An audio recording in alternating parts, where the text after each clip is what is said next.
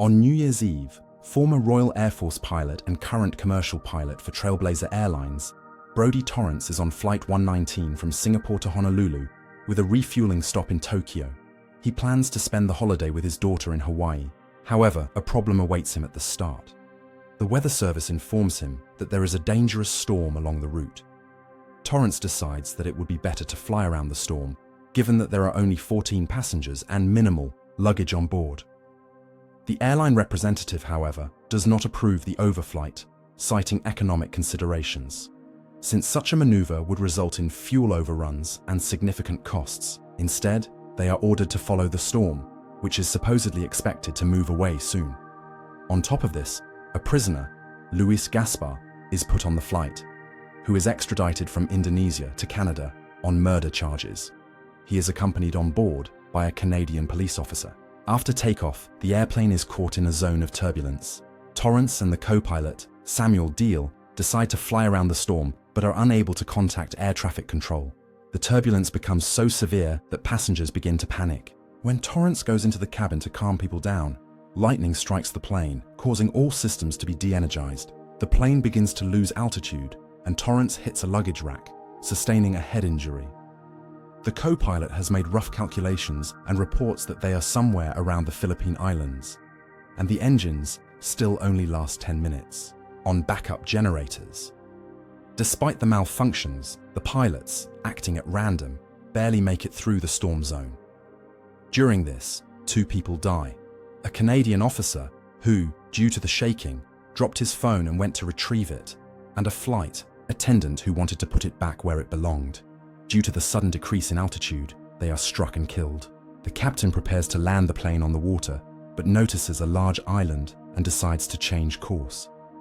Miraculously, they manage to land the plane on a country road, but it could still explode, as they fail to dump all the fuel and the plane's wiring is flickering. All the survivors leave the plane. At this time, at the airline's headquarters in New York, Director Terry Hampton, having received information about the missing flight, demands to urgently call crisis manager David Scarsdale.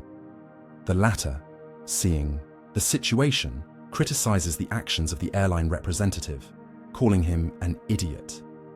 They determined the approximate drop zone. There is no government in the area of these islands.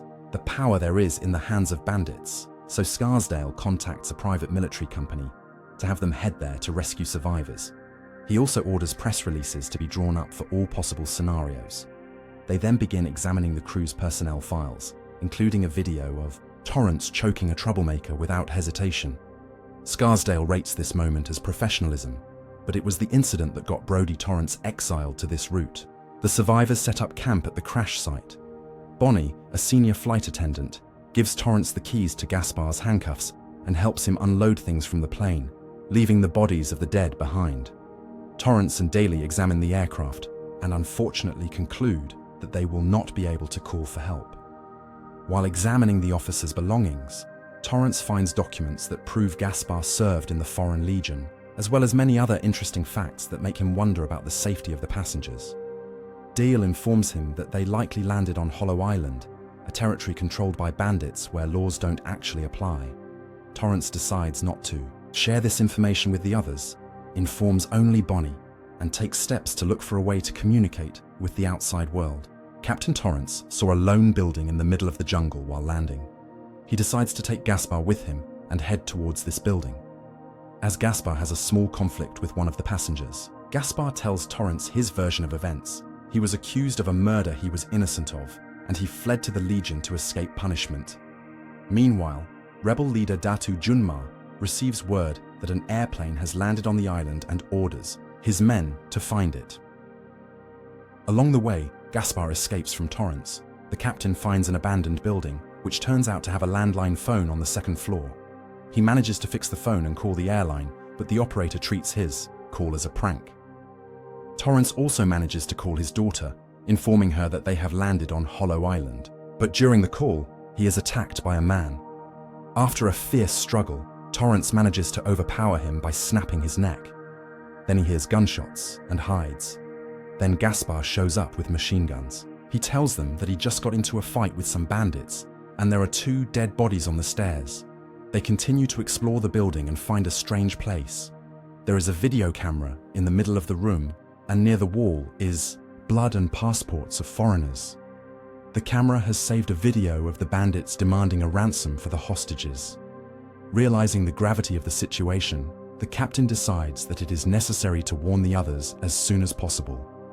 Meanwhile, the bandits have already arrived at the emergency landing site. They start shooting in the air to frighten people. One of the female passengers, unable to stand it, tries to run away, but was immediately shot. The husband of the girl who tried to escape is brutally murdered by slitting his throat. Torrance and Gaspar watch from cover. The captain couldn't bear to watch this and wanted to intervene, but Gaspar was able to hold him back by force. The bandits put the hostages on a bus and drove them away. Only 2 men were left at the scene to collect anything of value. Gaspar and Torrance headed toward them. Gaspar shot one of the bandits, and they took the other at gunpoint. The captive reported that Datu Junmar was in charge on the island, and the hostages were taken to the village of Dandulit. At this time, headquarters had already received a recording of the captain's call to the airline, and the daughter confirmed it was his voice. Brody reports that they're on Hollow Island. Scarsdale is requesting satellites in the area to locate the plane and give the location to the mercenaries. The captain tried to start the plane and it gave signs of life. He then found on the map the village where the hostages had been taken. On his shirt, he left a note for the rescuers.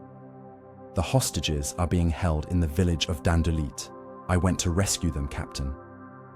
Then he hears a gunshot. Gaspar has executed the second member of the rebels. Headquarters found the plane's landing site. Scarsdale reports the location to the mercenaries, but Director Terry Hampton suggests that he contact the Philippine government, to which Scarsdale replies that the island is ruled by rebels and the Philippine army will not enter the island. The mercenaries, led by Shellback, landed at the airplane. In the plane, they found 2 dead bodies and a note from the captain about the hostages. Torrance and Gaspar infiltrate the rebel camp, eliminate 2 guards and discover the place where the hostages are being held. They free the men, but a problem arises. There are many armed men on the road. If they take a bus, they will just be shot. Torrance decides to surrender to trade himself for the rest of the hostages, since he's the captain and he's the more valuable hostage. So he also bluffs and tells the head of the rebels that the Philippine army will soon arrive on the island. The rebels laugh. Then Junmar orders Torrance killed, but just in time, the mercenaries show up and a firefight ensues. The captain is rescued and they leave with the passengers by bus to the plane. Torrance offers a rescue plan. They will recover the plane and fly it away. He tells the mercenaries that after starting the engines, they will have only 2 minutes to get over the ramp. Gaspar informs Torrance that for objective reasons, he cannot fly with them and they say goodbye, wishing each other good luck. At that moment, the rebels arrived and a fierce firefight ensued. Torrance is wounded in the leg. He makes it to the cockpit and the engines successfully started. They began to turn the plane around. When Gaspar ran out of ammo, he started looking for ammo in the mercenaries' bags. In one of the bags, he found $500,000, which the mercenaries had taken with them in case one of their own had to be ransomed from prison. As the plane picks up speed, the captain is wounded again, but continues to taxi. Shellback's mercenaries get on the plane and continue to shoot back. At the very last moment, one of the rebels tries to stop the plane using an RPG. But Gaspar shoots at him, and the missile passes him by. Then Junmar tries to fire the RPG himself, but Torrance accelerates to maximum and knocks him down, and the plane successfully takes off. However, the right engine fails and the right wing is damaged. The airplane barely holds its course. Torrance continues to struggle with the controls, keeping the airplane from going down. Over the satellite link, the dispatcher demands that the captain raise the plane higher, but the captain is unable to do so, as the plane has a huge amount of damage and little fuel. They are directed to the nearest airport on the island of Siasi. They barely make it to the island and land successfully. Medics and rescue workers immediately arrive on the runway.